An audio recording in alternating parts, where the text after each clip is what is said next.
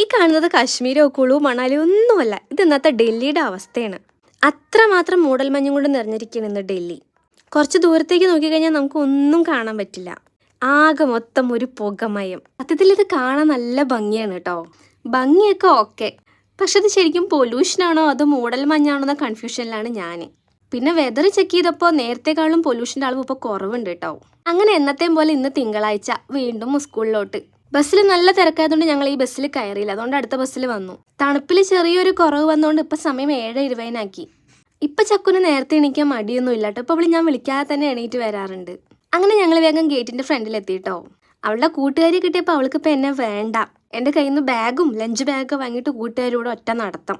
ഒരു മൈൻഡ് പോലും ചെയ്തില്ല. പക്ഷെ അവൾ തിരിഞ്ഞു നോക്കുമോ പറഞ്ഞിട്ട് ഞാൻ അവിടെ വെയിറ്റ് ചെയ്തു. പക്ഷെ അവൾ നോക്കി എനിക്ക് ടാറ്റ തന്നു കേട്ടോ.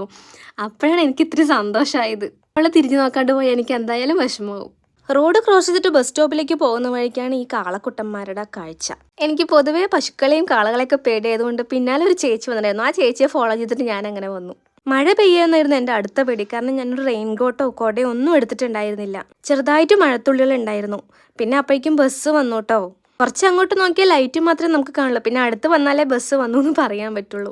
ബസ്സിൻ്റെ ഉള്ളിൽ നല്ല ചൂടായിരുന്നു ഗൈസ്, കാരണം ഹീറ്റർ ഉണ്ടായിരുന്നു. അപ്പോൾ ഇന്നത്തെ വീഡിയോ ഇത്രയേ ഉള്ളൂ. Tata bye bye.